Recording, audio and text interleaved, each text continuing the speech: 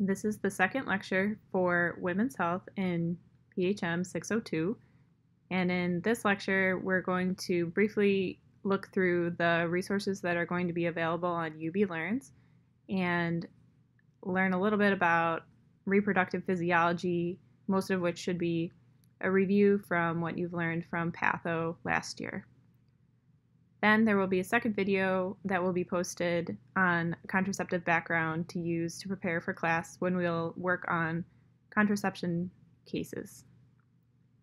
So as you can see on UB Learns, there's a lot of instructions. There will be links to both of these videos, and there are also a number of different resources. So there are additional readings on reproductive physiology and on contraception. I would probably, if you were going to read some of them, focus more on the contraceptive readings. A really great resource is the Managing Contraception book. I posted the entire book, so you can read as much or as little as you would like. And then there are a couple other practice-changing, either practice bulletins from ACOG, which is one of the major organizations for women's health, and also some practice-changing review articles and research papers. So feel free to peruse through that. So those are the additional readings. The ones that you're probably more interested in are these 5 additional resources that have stars next to them. They are going to be the ones that have testable material. The readings should just be considered supplemental if you're not understanding something in addition to your readings in your book. So if you want to pull up the Contraceptive Packet and Cases Workbook, that's where we'll be starting. So it is a smart table of contents, so you're able to quickly navigate to the different sections. So I'll just go down to reproductive physiology. So the first thing we're going to talk about is the hypothalamic pituitary ovarian axis, or HPO axis. And it's important to understand both this and how the different hormones are interacting within the menstrual cycle in order to understand not only how contraceptives work, but how they might fail, how medications for infertility management work, how medications for all the different women's health disorders such as menopause, how it will all come into play if you understand the HPO axis as well as the menstrual cycle. So for the HPO axis, we're talking about our hypothalamus, our anterior pituitary, and our ovaries. So the hypothalamus releases gonadotropin-releasing hormone, which stimulates the release of 2 hormones from the anterior pituitary, LH and FSH, which you'll see where they come into play in the menstrual cycle next. So FSH is called follicle-stimulating hormone. This is the hormone that stimulates follicle growth, which eventually stimulates estrogen production. And then LH stands for luteinizing hormone. This is really our main trigger for ovulation, which is the whole point that we're going to try and prevent in contraception. So these 2 hormones work on the ovaries, and then they cause release of either estrogen or progesterone. Estrogen usually stimulates follicle growth and results in the rising estrogen levels will start to peak, and as the estrogen levels peak, then this will trigger a surge of LH. Progesterone is usually produced by an empty follicle and is the main hormone that strengthens the endometrium and causes changes within cervical fluid. So if you scroll down to the phases of the menstrual cycle, everyone probably remembers this from health class, but you weren't probably thinking at the time how important this was going to be for understanding contraception. So let's go through the different parts. So we talked about our anterior pituitary hormones, LH and FSH, and our ovarian hormones, which are estrogen and progesterone.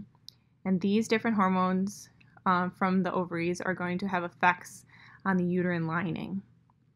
So the menstrual cycle usually starts with the follicular phase. So you can see that it's usually the first half, days 0 or 1 to 14, and then followed by a luteal phase, followed by menses. So the cycle starts as day 1 on the first day of menses. So it's important to always take a history with patients and find out when was the first day of their last menses. That's when their cycle begins. So some students have asked me sometimes, how long does a period last? This usually lasts for about 5 to 7 days and can vary from patient to patient. So day 1 is usually the first day of menses.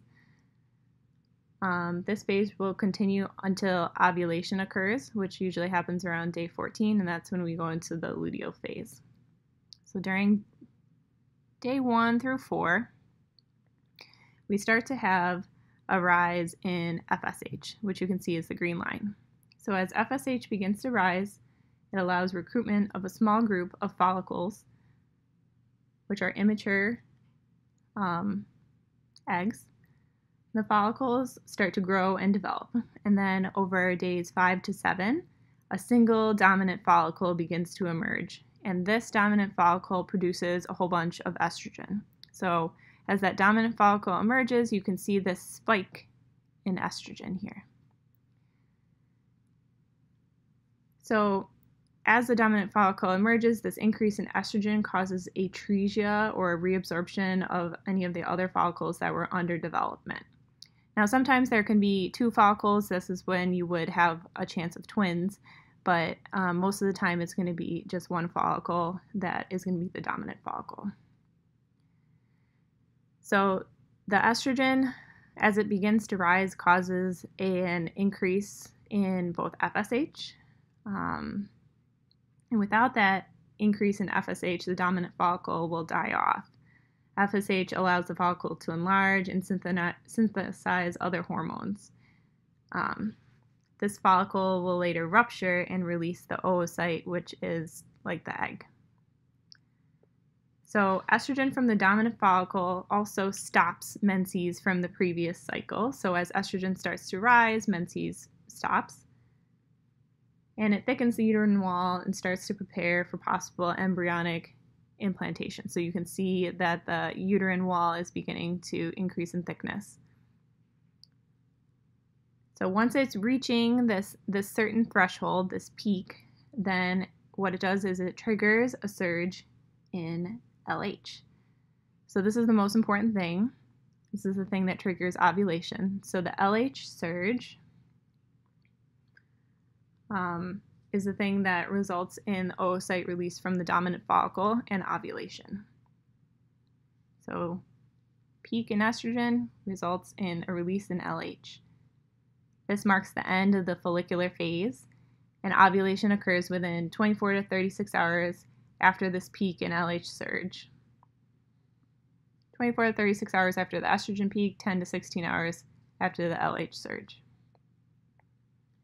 So then we're in a short phase, usually referred to as an ovulation phase or ovulatory phase. So LH is released in response to the elevated estrogen concentrations. That LH spike completes the follicular maturation, and then the oocyte releases. So then that oocyte is going to travel down the fallopian tube, where it is fertilized or could be fertilized and eventually transported to the uterus for embryonic transplantation or implantation. Now we're into the second half of the menses cycle, which is considered the luteal phase. So the luteal phase happens after rupture of the follicle and release of the oocyte. Those remaining follicular cells after the follicle ruptures become something called the corpus luteum. So the corpus luteum is a structure that synthesizes both progesterone, estrogens, and androgens. And its hormones sustain the endometrial lining and the uterus for the corpus luteum's lifespan, which is about 9 to 11 days. So it's a thing that's going to produce these hormones in the second half of the cycle, the progesterone and estrogen that you see here, and prepare the uterus, the uterine wall for implantation. If estrogen was present in high amounts, it would prevent the development of additional follicles until the next cycle. So this increase in estrogen keeps the cycle running its course so that a new cycle doesn't start. If the oocyte became fertilized, then HCG from that would also sustain the corpus luteum beyond its normal 9 to 11 days. But if it wasn't fertilized, then the corpus luteum would die off and stop producing estrogen and progesterone. So that's when you see this decrease in hormones as we approach day 28. So without HCG from the fertilized egg, the corpus luteum dies, and then we enter into the menstrual phase. So then the cycle begins all over again. So as progesterone starts to decline, endometrial shedding occurs, and that's what causes a period. So understanding all the different hormones that are playing a role in this is very important for understanding where contraception is going to play a role. We just backtrack a little bit to the HPO axis. You see these little pluses and minuses. So these different hormones are going to result in both negative and positive feedback for release of the hormones. So, for example, if during the follicular phase there were high levels of FSH, it would result in positive feedback to the ovaries to start to produce follicles that would produce estrogen. So just know that some of these hormones result in both positive and negative feedback loops in order to maintain the cycle.